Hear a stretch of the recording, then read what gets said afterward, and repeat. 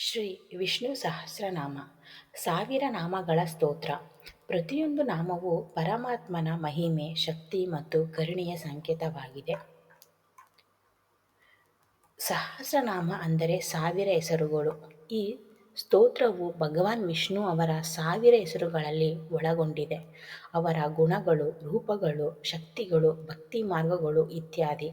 ವಿಷ್ಣು ಸಹಸ್ರನಾಮವನ್ನು ಪಠಿಸುವುದರಿಂದ ಜೀವನದಲ್ಲಿ ಶಾಂತಿ, ಸಮೃದ್ಧಿ, ಅಹಂಕಾರಯುತ ಶ್ರದ್ಧೆ, ಭಯ ವಿಮೋಚನೆಗಳಲ್ಲಿ ಅನುಭವವಾಗುತ್ತದೆ ಎಂಬ ಶಾಸ್ತ್ರೀಯ ನಂಬಿಕೆ ಇದೆ.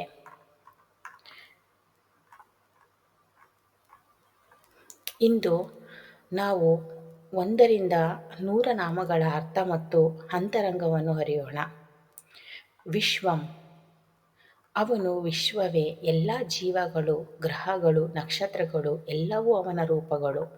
ಪರಮಾತ್ಮನಿಂದ ವಿಶ್ವ ಹುಟ್ಟಿದೆ, ಅವನಲ್ಲಿ ನೆಲೆಸಿದೆ ಮತ್ತು ಅದನ್ನು ನಾಶ ಮಾಡುತ್ತಾನೆ. ವಿಷ್ಣು, ಅವನು ಎಲ್ಲೆಡೆ ವ್ಯಾಪಿಸುತ್ತಿದ್ದಾನೆ. ಎಲ್ಲೆಡೆ ಇರುವ ಶಕ್ತಿಯು ಅದು ವಿಷ್ಣು. ನಮ್ಮ ಉಸಿರಿನಲ್ಲಿ, ಅಣುವಿನಲ್ಲಿ, ಬ್ರಹ್ಮಾಂಡದಲ್ಲಿಯೂ ಅವನು ಇದೆ. ವಷಟ್ಕರ, ಯಜ್ಞಗಳಲ್ಲಿ ಉಚ್ಚರಿಸುವ ಪವಿತ್ರ ವಷಟ್ ಶಬ್ದ ಅದು ವಿಷ್ಣುವಿನ ರೂಪ. ಅವನು ತ್ಯಾಗದ, ಯಜ್ಞದ ಮತ್ತು ಪೂಜೆಯ ತತ್ವ. ಭೂತಭವ್ಯ ಭವದ್ ಪ್ರಭು, ಹಿಂದಿನ ಕಾಲ, ವರ್ತಮಾನ ಮತ್ತು ಭವಿಷ್ಯ ಈ 3 ಕಾಲಗಳ ಸ್ವಾಮಿ ವಿಷ್ಣು. ಅವನು ಕಾಲದಾಚೆಯಲ್ಲಿಯವನೂ ಹೌದು.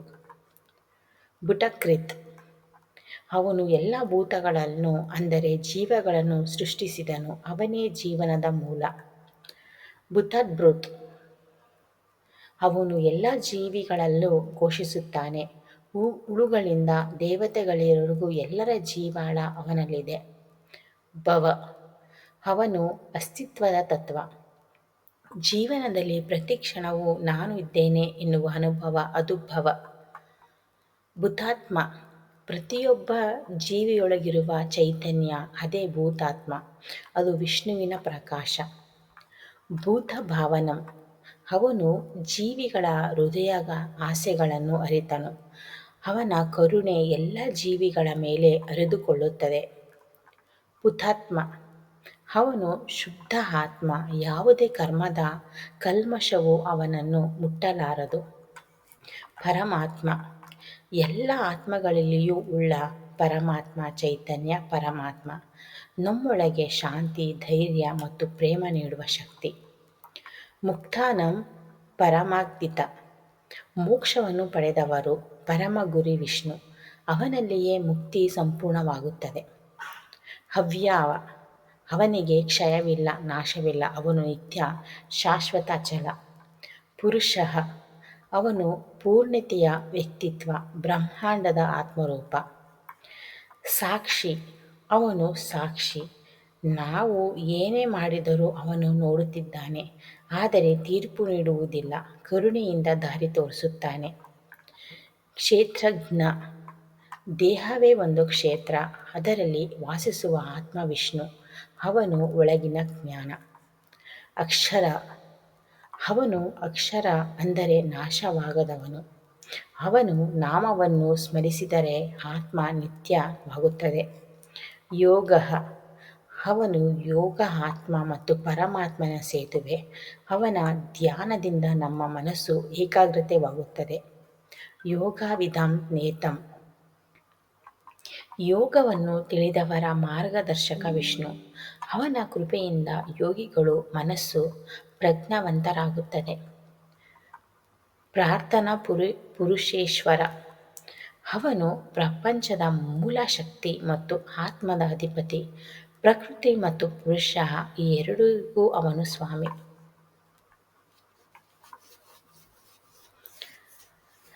ನರಸಿಂಹ ವಪು, ಅವನು ನರಸಿಂಹ ರೂಪವನ್ನು ಧರಿಸಿದವನು. ಮನುಷ್ಯ ಮತ್ತು ಸಿಂಹದ ಸಂಯುಕ್ತ ಸ್ವರೂಪ. ಅಸುರನಾದ ಹಿರಣ್ಯಕಶಿಪುವಿನ ಸಂಹರಿಸಿ ಧರ್ಮವನ್ನು ರಕ್ಷಿಸಿದವನು. ಇದು ರೌದ್ರದ ರೂಪದಲ್ಲೂ ಕರುಣೆಯ ಅರ್ಥವನ್ನು ಸಾರುತ್ತದೆ. ಶ್ರೀಮಾನ್, ಅವನಲ್ಲಿ ಶ್ರೀ ಲಕ್ಷ್ಮೀದೇವಿ ಸದಾ ವಾಸಿಸುತ್ತಾಳೆ. ಸಂಪತ್ತು, ಕೀರ್ತಿ ಮತ್ತು ಶಕ್ತಿ ಇವೆಲ್ಲವೂ ಅವನ ದಿವ್ಯ ಲಕ್ಷಣಗಳು. ಕೇಶವ, ಅವನು ಬ್ರಹ್ಮ ವಿಷ್ಣು ಮಹೇಶ್ವರ ತ್ರಿಮೂರ್ತಿ ಶಕ್ತಿಗಳನ್ನು ಹೊಂದಿರುವನು. ಕೇಶವ ಎಂಬ ನಾಮವು ಸೌಂದರ್ಯ, ಬುದ್ಧಿ ಮತ್ತು ಪ್ರಾಣಶಕ್ತಿಯ ಸಂಕೇತವಾಗಿದೆ. ಪರಮಜ್ಯೋತಿ, ಅವನು ಪರಮ ಪ್ರಕಾಶ, ಜ್ಞಾನ, ಪ್ರೇಮ ಮತ್ತು ಸತ್ಯದ ಬೆಳಕು. ಅವನ ಜ್ಯೋತಿಯನ್ನು ಕಂಡಾಗ ಅಜ್ಞಾನ ನಾಶವಾಗುತ್ತದೆ. ಜ್ಞಾನಂ, ಅವನು ಜ್ಞಾನ ಸ್ವರೂಪ. ಪ್ರಪಂಚದ ಎಲ್ಲ ತತ್ವಜ್ಞಾನವನ್ನು ಅವನಿಂದಲೇ ಬರುತ್ತದೆ. ಜ್ಞೇಯ, ಅವನನ್ನು ತಿಳಿಯಬೇಕಾದವನು. ಯಾವುದೇ ಅಧ್ಯಾಯದ ಅಂತಿಮ ಗುರಿ ವಿಷ್ಣುವನ್ನು ಅರಿಯುವುದು. ಜ್ಞಾನಗಮ್ಯ, ಅವನು ಜ್ಞಾನದಿಂದಲೇ ಸೇರುವ ಸಾಧ್ಯತೆಯಿದೆ. ಮಾತ್ರ ಭಕ್ತಿ ಅಲ್ಲ, ಜ್ಞಾನವು ಅವನ ಮಾರ್ಗ. ಪುನರ್ವಸು, ಅವನು ಪುನಃ ಪುನಃ ಧರ್ಮವನ್ನು ಸ್ಥಾಪಿಸಲು ಅವತಾರ ಧರಿಸುತ್ತಾನೆ. ರಮಣೀಯ, ಪುನರ್ಜೀವ ನೀಡುವ ಶಕ್ತಿ. ವೈಶ್ರವಣು, ಅವನು ದಿವ್ಯ ಸಂಪತ್ತಿನ ಸ್ವಾಮಿ. ಕುಬೇರನಂಥ ಶ್ರೇಷ್ಠ ತತ್ವದ ಪ್ರತೀಕ. ಅವನಿಂದಲೇ ಸೌಭಾಗ್ಯ ಬರುತ್ತದೆ. ಆದಿತ್ಯ, ಅವನು ಸೂರ್ಯನಂಥ ಪ್ರಕಾಶಮಾನ. ಅವನು ದೇವಮಾತೆಯಾದ ಅದಿತಿಯ ಪುತ್ರ, ಅಂದರೆ ವಿಶ್ವದ ಬೆಳಕು. ಜ್ಯೋತಿರಾದಿತ್ಯಂ, ಅವನು ಸೂರ್ಯನಲ್ಲಿಯೂ ಬೆಳಕಿನ ಮೂಲ. ಜ್ಯೋತಿಯಲ್ಲಿಯೂ ಉಜ್ವಲತೆಯ ನೀಡುವ ತತ್ವ ವಿಷ್ಣು. ಸಹಿಷ್ಣು, ಅವನು ಸಹನೆಯ ರೂಪ. ಲೋಕದ ಪಾಪ, ಅಜ್ಞಾನ, ದುಃಖ ಇವೆಲ್ಲವನ್ನು ಸಹಿಸಿಕೊಂಡು ಕರುಣೆಯಿಂದ ಕಾಪಾಡುತ್ತಾನೆ. ಗತಿಸತ್ತಮ, ಅವನು ಶ್ರೇಷ್ಠ ಗತಿ, ಅಂದರೆ ಪರಮ ಗುರಿ. ಜೀವ ಆತ್ಮವು ಯಾವಾಗಲೂ ಅವನತ್ತಲೇ ಪ್ರಯಾಣಿಸುತ್ತದೆ. ಸುಧನ್ವ, ಅವನು ದಿವ್ಯ ಧನುಷ್ಕವನ್ನು ಧರಿಸಿದ ಧ್ವನಿ. ಅವನ ಧನುಷ್ಕ ಅಜ್ಞಾನ ಮತ್ತು ಅಸುರತ್ವವನ್ನು ನಾಶ ಮಾಡುವ ಸಾಧನ. ಖಂಡಪರುಷ, ಅವನು ಪರಶುರಾಮ ರೂಪದಲ್ಲಿ ಭೂಮಿಯನ್ನು ಪಾಪಿಗಳಿಂದ ಶುದ್ಧಗೊಳಿಸಿದವನು. ಅವನು ಧರ್ಮದ ರಕ್ಷಕ. ಧಾರಣ, ಅವನು ಬ್ರಹ್ಮಾಂಡವನ್ನು ಧರಿಸುತ್ತಾನೆ, ಹಿಡಿದುಕೊಂಡಿರುತ್ತಾನೆ. ಅವನ ಬಲದಿಂದಲೇ ಎಲ್ಲವೂ ಸ್ಥಿತಿಯಲ್ಲಿವೆ. ದ್ರವಿಣಪ್ರದ, ಅವನು ಧನ, ಭಾಗ್ಯ ಮತ್ತು ಫಲ ನೀಡುವ ದಾತ. ಭಕ್ತನ ಮನಸ್ಸು ಶುದ್ಧವಾದರೆ ಅವನು ಎಲ್ಲವೂ ನೀಡುತ್ತಾನೆ. ದಿವ್ಯಸ್ಪತ್, ಅವನು ಆಕಾಶಕ್ಕಿಂತಲೂ ಮೇಲಿರುವ ಶಕ್ತಿಯ ತತ್ವ. ಸಮಸ್ತ ಲೋಕಗಳನ್ನು ಸ್ಮರಿಸುವ ಪರಮಾತ್ಮ. ಸರ್ವದೃಕ್, ಅವನು ಎಲ್ಲವನ್ನು ನೋಡುವವನು. ಅವನ ಕಣ್ಣುಗಳಲ್ಲಿ ಭೂತ, ವರ್ತಮಾನ, ಭವಿಷ್ಯ ಎಲ್ಲವೂ ಸ್ಪಷ್ಟ. ವ್ಯಾಸ, ಅವನು ವೇದವ್ಯಾಸ ಸ್ವರೂಪ. ವೇದಗಳು, ಪುರಾಣಗಳು, ಜ್ಞಾನ ಸಂಪತ್ತಿನ ಸೃಷ್ಟಿಕರ್ತ ವಿಷ್ಣುವೇ. ವಚಸ್ಪತಿರ್ಹುಧರ, ಅವನ ಮಾತಿನ ಸ್ವಾಮಿ. ಸತ್ಯದ ಮಾತು ಮಾತನಾಡುವವನು, ಎಲ್ಲರ ಮನದಲ್ಲಿ ವಾಸಿಸುವವನು. ಅವನಿಂದಲೇ ಜ್ಞಾನ ಮತ್ತು ವಾಕ್ಪೃಥ್ವಿ ಬರುತ್ತದೆ. ಅಗ್ರಣಿ, ಅವನು ಮುಂಚೂಣಿ ಮಾರ್ಗದರ್ಶಕ. ಧರ್ಮದ ದಾರಿ ತೋರಿಸುವವನು, ಭಕ್ತರನ್ನು ಕಾಪಾಡುವ ದಾರಿದೀಪ. ಗ್ರಮಣಿ, ಅವನು ಸೈನ್ಯಗಳ ನಾಯಕ. ಲೋಕದ ಚಲನೆಗೆ ದಿಕ್ಕು ನೀಡುವ ತತ್ವ. ಅವನು ಜೀವಾತ್ಮರ ಪರಿಹಾರವನ್ನು ನಿಯಂತ್ರಿಸುತ್ತಾನೆ. ಶ್ರೀಮಾನ್, ಶ್ರೀ ಲಕ್ಷ್ಮಿ ಸದಾ ಅವನ ಹೃದಯದಲ್ಲಿ ವಾಸಿಸುತ್ತಾಳೆ. ಅವನಲ್ಲಿ ಸಂಪತ್ತು, ದಯೆ ಮತ್ತು ಕರುಣೆ ಎಂದಿಗೂ ಅಡಗಿವೆ. ನ್ಯೋನಯಂ, ಅವನು ನ್ಯಾಯದ ಮೂಲ. ಧರ್ಮ, ಸತ್ಯ, ನೀತಿ ಇವುಗಳೆಲ್ಲ ಸ್ಥಾಪಿಸುವ ಶಕ್ತಿ ವಿಷ್ಣು. ಸತ್ಯಸಂಧಃ, ಅವನು ಎಂದಿಗೂ ಸತ್ಯದಿಂದ ಹಿಂದೆ ಸರಿಯದವನು. ಅವನ ವಾಗ್ದಾನ ಶಾಶ್ವತ. ಸತ್ಯಂ ಶರಣಂ ಗಚ್ಚಾಮಿ ಎನ್ನುವ ತತ್ವದ ಪ್ರತೀಕ. ದಶರ್ಹ, ಅವನು ದಶಾರುಣರಿಗೂ ಆರಾಧ್ಯ ದೇವ. ಅವನ ನಾಮದಿಂದಲೇ ಎಲ್ಲ ಪಾಪಗಳು ನಿವೃತ್ತಿಯಾಗುತ್ತವೆ. ಸಾತ್ವತಂ ಪಥಿಂ, ಅವನು ಸಾತ್ವಿಕ ಜನರ ಸ್ವಾಮಿ. ಶುದ್ಧ ಮನಸ್ಸಿನವರಿಗೆ ಆಶ್ರಯದ ದೇವ. ಭಕ್ತರ ರಕ್ಷಕ, ಸತ್ಪುರುಷರ ಆಶ್ರಯ. ಜೀವ, ಅವನೇ ಜೀವ ಸ್ವರೂಪ. ಪ್ರತಿಯೊಂದು ಪ್ರಾಣಿಯಲ್ಲಿಯೂ ಅವನ ಕಿರಣವಿದೆ. ವಿನಯಿತ, ಅವನು ವಿನಯಶೀಲದವನ ದೇವರು. ಅವನ ದಿವ್ಯತೆ ವಿನಯದಿಂದ ಹೊಳೆಯುತ್ತದೆ. ಅಹಂಕಾರವಿಲ್ಲದೆ ಶಕ್ತಿಯ ಮಾದರಿ. ಸಾತ್ವತ, ಅವನು ಸಾತ್ವಿಕ ಭಾವನೆಯಲ್ಲಿ ನೆಲೆಸಿರುವವನು. ಶಾಂತಿ, ಪ್ರೇಮ ಮತ್ತು ಸಹನೆಯ ಮೂಲ. ಶ್ರದ್ಧಾದೇವ, ಅವನು ಭಕ್ತಿಯ ದೇವ. ಯಾವ ಭಕ್ತನಲ್ಲದರೂ ಶ್ರದ್ಧೆಯಿಂದ ಮಾಡಿದ ಪ್ರಾರ್ಥನೆ ಅವನಿಗೆ ತಲುಪುತ್ತದೆ. ನರಸಿಂಹ, ಅವನು ರೌದ್ರರೂಪಕ ರಕ್ಷಕ. ದುಷ್ಟರನ್ನು ನಾಶ ಮಾಡಿ ಸತ್ಪುರುಷರನ್ನು ಕಾಪಾಡುತ್ತಾನೆ. ಅವನ ಸಿಂಹದ ಗರ್ಜನೆ ಸತ್ಯದ ಘೋಷಣೆ. ವಿಕ್ರಮಿ, ಅವನು ತ್ರಿವಿಕ್ರಮ, 3 ಹೆಜ್ಜೆಯಲ್ಲಿ ಲೋಕವನ್ನು ಆವರಿಸಿದವನು. ಇದು ಅವನ ಬೃಹತ್ ಶಕ್ತಿಯ ಮತ್ತು ದೈವಿಕ ನಿಯಂತ್ರಣದ ಸಂಕೇತ. ಕರ್ಮಿ, ಅವನು ಕಾರ್ಯಸ್ವರೂಪ. ಅವನು ಕರ್ಮಫಲದ ನಿರ್ಣಾಯಕ. ಯಾರು ಏನು ಬಿತ್ತುತ್ತಾರೆ ಅದಕ್ಕೆ ತಕ್ಕಂತೆ ಫಲ ನೀಡುತ್ತಾನೆ. ವಿಶ್ವಭುಕ್, ಅವನು ಪ್ರಪಂಚವನ್ನು ಘೋಷಿಸುವವನು. ಎಲ್ಲ ಜೀವಗಳ ಆಹಾರ, ಶಕ್ತಿ, ಉಸಿರಿನ ಮೂಲ ವಿಷ್ಣು. ವಿಭುಃ, ಅವನು ಎಲ್ಲೆಡೆ ಇರುವ ಶಕ್ತಿ. ಅಂತರಂಗದಲ್ಲೂ ಹೊರ ಜಗತ್ತಿನಲ್ಲೂ ಅವನು ಸರ್ವವ್ಯಾಪಕ. ಅಹಂ ಸಂವಹ, ಅವನು ದಿನಗಳ ಚಕ್ರವನ್ನು ನಡೆಸುವ ಶಕ್ತಿ. ಸೂರ್ಯೋದಯದಿಂದ ಸೂರ್ಯಾಸ್ತದವರೆಗೂ ಅವನ ಶಕ್ತಿಯೇ ಸಮಯದ ಅರಿವು. ವ್ಯಾಪಕಂ, ಅವನು ಎಲ್ಲೆಡೆ ವ್ಯಾಪಿಸಿರುವ ತತ್ವ. ಕಾಣದರೂ ಅವನ ಸಾನ್ನಿಧ್ಯ ಎಲ್ಲೆಡೆ ಇರುತ್ತದೆ. ಸರ್ವಜ್ಞ, ಅವನು ಸರ್ವತ್ರ ಇರುವವನು. ಕಾಲ, ದಿಕ್ಕು, ಪ್ರಾಣಿ, ಅಣು ಎಲ್ಲೆಡೆ ಅವನ ಅಸ್ತಿತ್ವ. ಅವನೇ ಪರಮಾತ್ಮ, ಸರ್ವವ್ಯಾಪಿ, ಸರ್ವಶಕ್ತಿ. ವಿಶ್ವಕರ್ಮ, ಅವನು ಸೃಷ್ಟಿಯ ಕರ್ತ, ಬ್ರಹ್ಮಾಂಡದ ಶಿಲ್ಪಿ. ಅವನ ಚಿಂತನೆಗಳಲ್ಲೇ ಈ ವಿಶ್ವ ನಿರ್ಮಾಣಗೊಂಡಿವೆ. ಮನೋಹರಂ, ಅವನ ಸೌಂದರ್ಯ ಮನಸ್ಸನ್ನು ಮೋಹಗೊಳಿಸುತ್ತದೆ. ಅವನ ದಿವ್ಯ ರೂಪವನ್ನು ಧ್ಯಾನಿಸಿದರೆ ಮನಸ್ಸು ಶಾಂತಿಯಾಗುತ್ತದೆ. ಪ್ರಭುಃ, ಅವನು ಸರ್ವೇಶ್ವರ, ಸರ್ವಾಧಿಕಾರಿ, ಎಲ್ಲ ಶಕ್ತಿಗಳಿಗೂ ಮೂಲವಾದ ಪರಮಶಕ್ತಿ. ಸ್ಥಿರಃ, ಅವನು ಅಚಲ, ನಿತ್ಯ. ಕಾಲದ ಬದಲಾವಣೆಯಲ್ಲಿಯೂ ಅವನು ಬದಲಾಗದ ಸತ್ಯ. ಪ್ರಜಾಭವಂ, ಅವನು ಜೀವಿಗಳ ಜನ್ಮದ ಮೂಲ. ಎಲ್ಲ ಪ್ರಾಣಿಗಳ ಪ್ರಾರಂಭ ಅವನ ಇಚ್ಛೆಯಿಂದ. ಅಮೃತಃ, ಅವನು ಅಮರನಾದ ದೇವರು. ಕಾಲ ಮತ್ತು ಮರಣದ ಮೇಲೆ ಶಕ್ತಿ ಹೊಂದಿರುವವನು. ಶಾಶ್ವತ ಸ್ಥಾಣು, ಅವನು ಶಾಶ್ವತ ಸ್ಥಿರ ಶಕ್ತಿಯ ಕೇಂದ್ರ. ಬದಲಾವಣೆಗಳ ನಡುವೆಯೂ ಅವನ ತತ್ವ ನಿತ್ಯ. ವರೋರೋಹಂ, ಅವನು ಎತ್ತರದ ಧ್ಯಾನದ ಸ್ಥಿತಿ. ಆತ್ಮವನ್ನು ಮೇಲಕ್ಕೆ ಎತ್ತುವ ಶಕ್ತಿ. ಭಕ್ತನನ್ನು ಆಧ್ಯಾತ್ಮಿಕವಾಗಿ ಮೇಲಕ್ಕೆ ಎತ್ತುವ ಪರಮ ದಯಾಳು. ಮಹಾತಪ, ಅವನು ಮಹಾತಪಸ್ವಿ. ಸೃಷ್ಟಿಯಿಂದ ಹಿಂದೆ ಇರುವ ತಪೋಬಲ.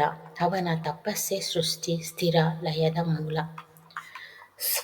ಸರ್ವಾಗಂ, ಅವನು ಎಲ್ಲೆಡೆ ವ್ಯಾಪಿಸಿರುವ ಶಕ್ತಿ. ಯಾವ ಸ್ಥಳದಲ್ಲಾದರೂ ಯಾವ ಕಾಲದಲ್ಲಾದರೂ ಅವನ ಸಾನ್ನಿಧ್ಯ ಉಂಟು. ಸರ್ವವಿತ್, ಅವನು ಎಲ್ಲವನ್ನೂ ತಿಳಿದಿರುವ ಜ್ಞಾನ ಸ್ವರೂಪ. ಭೂತ, ವರ್ತಮಾನ, ಭವಿಷ್ಯ ಎಲ್ಲವೂ ಅವನ ದೃಷ್ಟಿಯಲ್ಲಿ. ಭಾನುಃ, ಅವನು ಸೂರ್ಯನಂಥ ಪ್ರಕಾಶಮಾನ. ಅವನ ಬೆಳಕು ಅಜ್ಞಾನವನ್ನು ತೊಲಗಿಸಿ ಸತ್ಯದ ದಾರಿ ತೋರಿಸುತ್ತದೆ. ವಿಶ್ವಕಃ, ಅವನು ಎಲ್ಲವೂ ಸೃಷ್ಟಿ ಸ್ಥಿತಿ ಲಯ ಎಲ್ಲವೂ ವಿಷ್ಣುವಿನ ಕ್ರೀಡೆ. ಅವನು ಪ್ರಪಂಚದ ನಾಟಕದ ನಿರ್ದೇಶಕ. ವಾಸುಃ, ಅವನು ವಸತಿ ನೀಡುವವನು. ಎಲ್ಲ ಪ್ರಾಣಿಗಳ ಹೃದಯದಲ್ಲಿ ವಾಸಿಸುವ ಶಕ್ತಿ ಅವನ. ಜೀವನವಿದೆ, ಚಲನವಿದೆ, ಪ್ರೀತಿ ಇದೆ. ನೈಕರೂಪಂ, ಅವನು ಅನೇಕ ರೂಪಗಳನ್ನು ಧರಿಸುತ್ತಾನೆ. ರಾಮ, ಕೃಷ್ಣ, ನರಸಿಂಹ, ವಾಮನ, ಅವನ ರೂಪಗಳೆಲ್ಲ ಒಂದೇ ಅರ್ಥ, ಧರ್ಮದ ರಕ್ಷಣೆ. ಬೃಹದ್ರೂಪಂ, ಅವನ ರೂಪ ಅನಂತ, ಬ್ರಹ್ಮಾಂಡಕ್ಕಿಂತ ದೊಡ್ಡದು. ಅವನಿಂದಲೇ ದಿಕ್ಕುಗಳು, ತತ್ವಗಳು, ದೇವತೆಗಳು. ಶಿವಃ, ಅವನು ಶಾಂತಿಯ ಸ್ವರೂಪ. ವಿಷ್ಣು ಎಂದರೆ ಶುಭ, ಶಾಂತ, ಕರುಣಾಮಯಿ. ಅವನಲ್ಲಿ ಪರಮ ಸುಖ ಮತ್ತು ಸಮಾಧಾನ. ಅನೇಕಾತ್ಮ, ಅವನು ಅನೇಕ ಆತ್ಮಗಳಲ್ಲಿ ವಾಸಿಸುತ್ತಾನೆ. ಎಲ್ಲ ಜೀವಗಳಿಗೂ ಜೀವ, ಅವನೇ ಪರಮಾತ್ಮ. ಸವಿತ, ಅವನು ಸೂರ್ಯನಂಥ ಜೀವದಾತ. ಅವನಿಂದಲೇ ಬೆಳಕು, ಶಕ್ತಿ ಮತ್ತು ಜೀವನ ಹರಡುತ್ತದೆ. ರವಿಲೋಚನಃ ಅವನ ಕಣ್ಣುಗಳು ಸೂರ್ಯ ಮತ್ತು ಚಂದ್ರ. ಅವನ ದೃಷ್ಟಿ ಪ್ರಪಂಚದ ಪ್ರತಿಯೊಂದು ಜೀವಿಗೂ ಕರುಣೆ ನೀಡುತ್ತದೆ. ಭೂಗರ್ಭ ಅವನು ಭೂಮಿಯೊಳಗೆ ಎಲ್ಲ ಜೀವಗಳ ಬೀಜವನ್ನು ಹೊತ್ತಿರುವ ಶಕ್ತಿ. ಭೂಮಿಯಲ್ಲಿರುವ ಜೀವಶಕ್ತಿಯೇ ವಿಷ್ಣು. ಮಾಧವ ಅವನು ಲಕ್ಷ್ಮಿಯ ಪತಿ, ಮಹಾಲಕ್ಷ್ಮಿ ಧವಪತಿ. ಮಾ ಸಂಪತ್ತು ಮತ್ತು ಧರ್ಮದ ಸಂವಹನ ರೂಪ. ಮಧು ಅವನು ಮಧುರ. ಅವನ ನಾಮ ರೂಪ ಲೀಲೆಯೆಲ್ಲ ಸಿಹಿಯಾದ ಅನುಭವ. ಭಕ್ತರ ಹೃದಯದಲ್ಲಿ ಅವನು ಅಮೃತದಂತೆ ಹರಿಯುತ್ತಾನೆ. ಅತೀಂದ್ರಿಯ ಅವನು ಇಂದ್ರಿಯಗಳಿಗೂ ಮೀರಿದವನು. ಅವನ ಕಣ್ಣು, ಕಿವಿ ಅಥವಾ ಬುದ್ಧಿಯಿಂದ ತಿಳಿಯಲಾಗದು, ಕೇವಲ ಭಕ್ತಿಯಿಂದ ಮಾತ್ರ ಅನುಭವಿಸಬಹುದು. ಮಹಾಮಹಿಮ್ ಅವನು ತನ್ನ ಮಾಯೆಯಿಂದ ಸೃಷ್ಟಿಯೆಲ್ಲವನ್ನೂ ಚಲಿಸುತ್ತಾನೆ. ಅವನ ಲೀಲೆಯೇ ವಿಶ್ವದ ನಾಟ್ಯ. ಮಹೋತ್ಸಾಹ ಅವನು ಅಪಾರ ಉತ್ಸಾಹದ ದಾತ. ಸೃಷ್ಟಿ, ಸ್ಥಿತಿ, ಲಯ ಎಲ್ಲ ಕೆಲಸಗಳಲ್ಲಿ ಅವನು ಚಿರಚೇತನ. ಮಹಾಬಲ ಅವನು ಅನಂತ ಬಲಶಾಲಿ. ಅವನ ಬಲದಿಂದಲೇ ಗ್ರಹಗಳು ಚಲಿಸುತ್ತವೆ, ಜೀವಿಗಳು ಉಸಿರಾಡುತ್ತವೆ. ಮಹಾಬುದ್ಧಿ ಅವನು ಅಪಾರ ಜ್ಞಾನ ಸ್ವರೂಪಿ. ಅವನ ಬುದ್ಧಿಯಿಂದಲೇ ಧರ್ಮ ಮತ್ತು ಸತ್ಯದ ಮಾರ್ಗ ಬೆಳಗುತ್ತದೆ. ಮಹಾವೀರ್ಯ ಅವನು ಪರಾಕ್ರಮಿಯ, ದುಷ್ಟರ ನಾಶಕನು, ಧರ್ಮದ ರಕ್ಷಕನು. ಅವನ ಶೌರ್ಯವೇ ದೇವತೆಗಳಿಗೆ ಆಶ್ರಯ. ಮಹಾಶಕ್ತಿ ಅವನು ಸರ್ವಶಕ್ತಿ. ಬ್ರಹ್ಮ, ವಿಷ್ಣು, ಮಹೇಶ್ವರರ ಎಲ್ಲ ಮೂಲ ಶಕ್ತಿ. ಮಹಾದ್ಯುತಿ ಅವನ ಪ್ರಕಾರ ಅನಂತ. ಅವನ ಕಿರಣಗಳಿಂದಲೇ ಸೂರ್ಯ, ಚಂದ್ರ, ನಕ್ಷತ್ರಗಳು ಬೆಳಕನ್ನು ಪಡೆಯುತ್ತವೆ. ಅನಿರ್ದೇಶ್ಯವಪು ಅವನ ರೂಪವನ್ನು ಪದಗಳಿಂದ ವರ್ಣಿಸಲಾರದು. ಅವನು ರೂಪದಲ್ಲಿಯೂ ಇದ್ದಾನೆ, ರೂಪಾತೀತನೂ ಆಗಿದ್ದಾನೆ. ಶ್ರೀಮಾನ್ ಅವನು ಶ್ರೀಯನ್ನು ಹೊಂದಿರುವವನು. ಸಂಪತ್ತು, ಕೀರ್ತಿ, ದಯೆ, ಭಕ್ತಿ ಎಲ್ಲವೂ ಅವನಲ್ಲಿವೆ. ಅಮಯಾತ್ಮ ಅವನ ಆತ್ಮವನ್ನು ಅಳೆಯಲಾಗದು. ಅವನ ಗಂಭೀರತೆಯ ಅನಂತ ಸಾಗರದಂತೆ. ಮಹಾದೃಢ ಅವನು ಅಚಲ ಸಂಕಲ ಸ್ವರೂಪ. ಒಮ್ಮೆ ನಿರ್ಧರಿಸಿದರೆ ಆ ದೈವಿಕ ಇಚ್ಛೆ ಬ್ರಹ್ಮಾಂಡವನ್ನೇ ಚಲಿಸುತ್ತದೆ. ಮಹೇಶಸ್ವ ಅವನು ಪರಮಧನುಧಾರಿ. ಧರ್ಮವನ್ನು ರಕ್ಷಿಸಲು ಸದಾ ಸಿದ್ಧನಾಗಿರುವವನು. ಮಹೀಭೃತ್ ಅವನು ಭೂಮಿಯನ್ನು ಧರಿಸುವ ಶಕ್ತಿ. ಅವನ ತೇಜಸ್ಸು ಭೂಮಿಯನ್ನು ಸಮತೋಲನದಲ್ಲಿಡುತ್ತದೆ. ಶ್ರೀನಿವಾಸ ಅವನು ಶ್ರೀದೇವಿಯ ನಿವಾಸ. ಶ್ರೀ ಮಹಾಲಕ್ಷ್ಮಿಯು ವಿಷ್ಣುವಿನ ಹೃದಯದಲ್ಲಿ ವಾಸಿಸುತ್ತಿದ್ದಾಳೆ. ಸತ್ಯ ಅವನು ಸತ್ಯ ಸ್ವರೂಪಿ. ಕಾಲ, ಸ್ಥಳ, ಸ್ಥಿತಿ ಬದಲಾಗಿದ್ದರೂ ಸತ್ಯದ ವಿಷ್ಣುವಿನಲ್ಲಿ ಅಚಲ. ಸತ್ಯಪರಾಕ್ರಮ ಅವನ ಪರಾಕ್ರಮ ಸತ್ಯದ ಆಧಾರದಲ್ಲಿ. ಅವನ ಧರ್ಮದ ಪರಮ ರಕ್ಷಕ. ಪ್ರತಿ ನಾಮವೂ ಕೇವಲ ಶಬ್ದವಲ್ಲ, ಅದು ಆತ್ಮದೊಳಗಿನ ಶಕ್ತಿ. ವಿಷ್ಣು ಸಹಸ್ರನಾಮವನ್ನು ಧ್ಯಾನಿಸಿದರೆ ಮನಸ್ಸು ಶುದ್ಧಿ, ಹೃದಯದಲ್ಲಿ ಪ್ರೀತಿ ಮತ್ತು ಜೀವನದಲ್ಲಿ ಧರ್ಮದ ಬೆಳಕು ಉಂಟಾಗುತ್ತದೆ. ಓಂ ನಾರಾಯಣಾಯ ನಮಃ. ಓಂ ವಿಷ್ಣುವೇ ನಮಃ. ಓಂ ಶಾಂತಿ ಶಾಂತಿ ಶಾಂತಿ.